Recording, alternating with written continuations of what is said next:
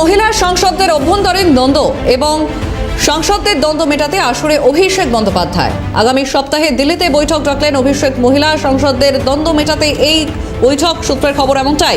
তৃণমূলের মহিলা সাংসদদের আভ্যন্তরীণ সাংসদদের দ্বন্দ্ব মেটাতে আসরে এবার অভিষেক বন্দ্যোপাধ্যায়। বিস্তারিত জানবো, ফোন লাইনে রয়েছেন রাজা সাহা। রাজা, দেখো, তোমায় বলি যে সূত্র মারফত আমরা যেমনটা খবর পাচ্ছি যে তৃণমূল কংগ্রেসের যে মহিলা সাংসদ রয়েছে তাদের মধ্যে একটা আভ্যন্তরীণ সমস্যা শুরু হয়েছে এবং যেটা কার্যত একেবারে বিরোধীরা তারা কিন্তু কটাক্ষ করছেন এবং যেটা সূত্রের খবর, এবার সেই দ্বন্দ্ব মেটাতে আগামী সপ্তাহের বুধবার নাগাদ এই বৈঠক হওয়ার কথা রয়েছে এবং যে বৈঠক দিল্লিতেই হবে।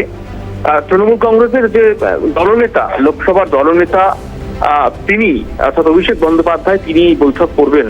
মুখ্য উদ্দেশ্য একটাই, যে নিজেদের মধ্যে সমন্বয় রাখতে হবে, সমন্বয় রেখে কাজ করতে হবে, অধিবেশন চলাকালীন সকলের সঙ্গে সমন্বয় রেখে কাজ করতে হবে। এই বার্তায় কিন্তু অভিষেক বন্দ্যোপাধ্যায় দলের সাংসদদের, বিশেষত মহিলা সাংসদদের এই বার্তা দেবেন বলে আমরা এখনো পর্যন্ত সূত্র মারফত জানতে পারছি।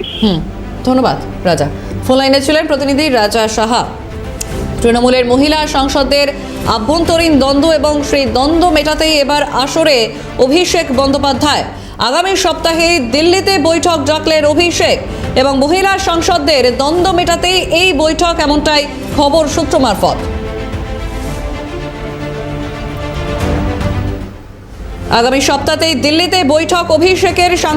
মহিলা সাংসদদের আভ্যন্তরীণ দ্বন্দ্ব মেটাতে আসরে এবার অভিষেক বন্দ্যোপাধ্যায়।